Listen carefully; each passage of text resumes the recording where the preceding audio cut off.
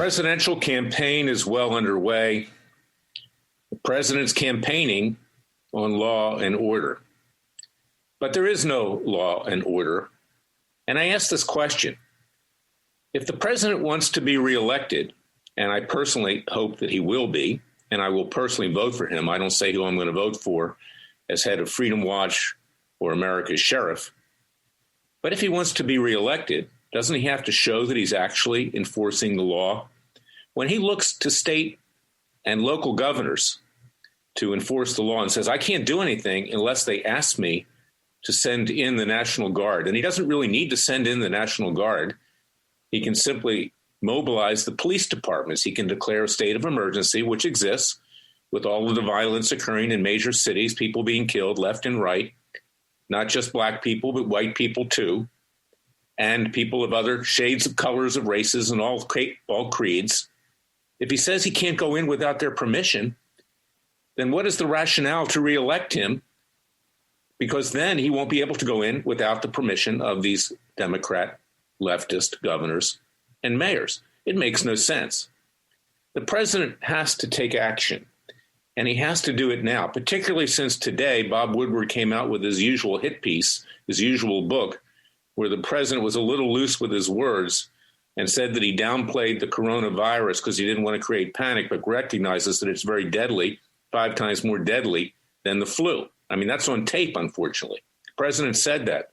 The president just cut the legs out from under himself with regard to his actions with the coronavirus. And to be candid, he hasn't talked clearly about that. And to be candid, he hasn't handled it very well. That's a fact. But the law and order issue is extremely important. And I might add, Biden would have handled it even worse, as well as Kamala Harris.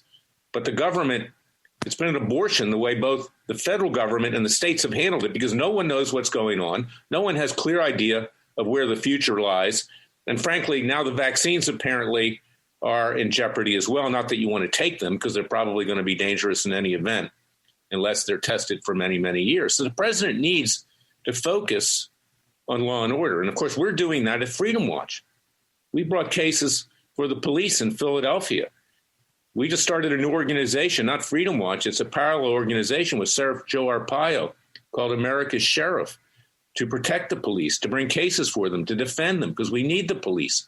We need law enforcement officers to keep the Bolsheviks at bay and to lock them up and to put them in prison where the sun don't shine. We're in the midst of a revolution right now, a Bolshevik revolution, and we have to fight back peacefully and legally.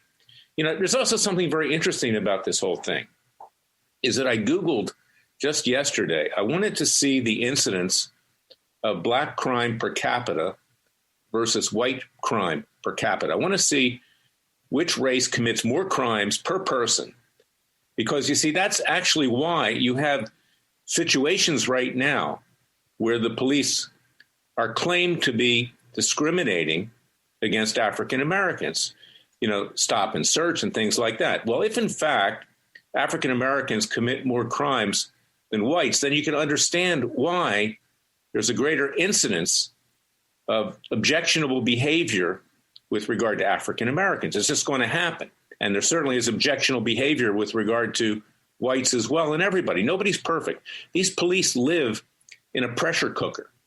They literally live in a jungle where they can be killed at any time. And I don't mean that in a racial sense, but it's a jungle out there. I know, because my brother was a cop in Philadelphia. His life was at risk every single day. Fortunately, he's becoming a lawyer. And not that that's much better, frankly. There's a risk at being a lawyer with these bar associations these days and everybody else that wants to take a shot at you. But the reality here is that when I did a Google search, virtually nothing came up about that topic. All you saw was how blacks were being persecuted by whites and white police officers, male police officers in general. That's because Google, with its algorithms, censors any information that they don't think is appropriate to pursue their leftist agenda.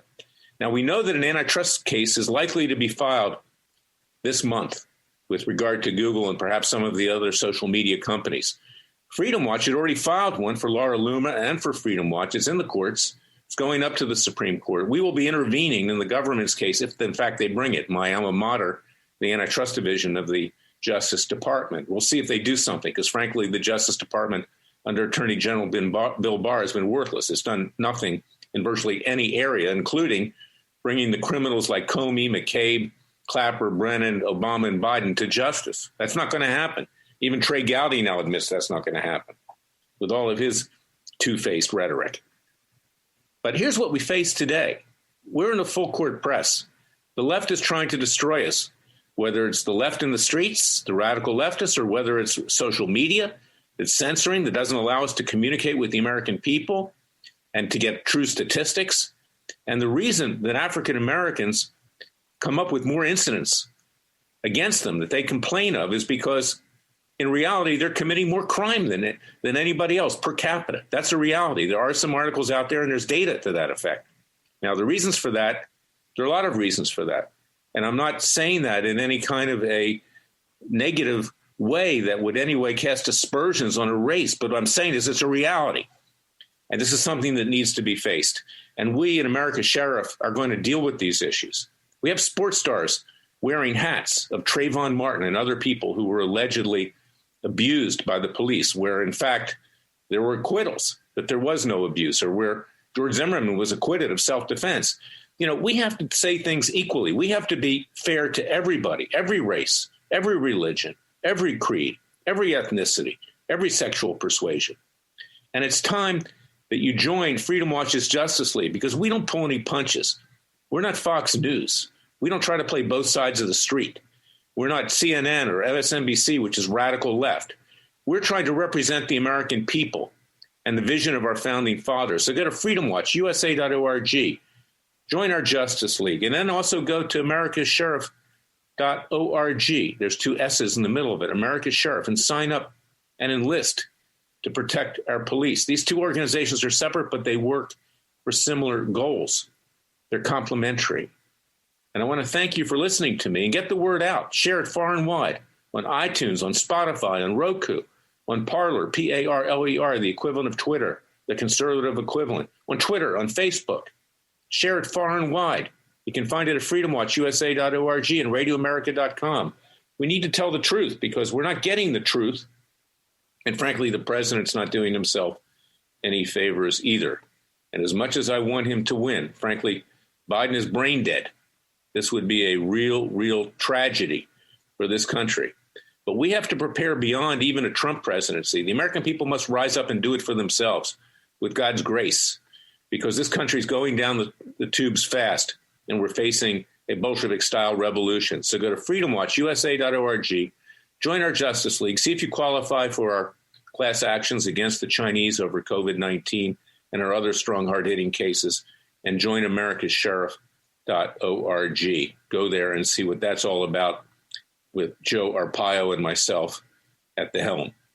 God bless you. Thank you for listening to me. I'll be back tomorrow with another special podcast of Special Prosecutor with Larry Klayman.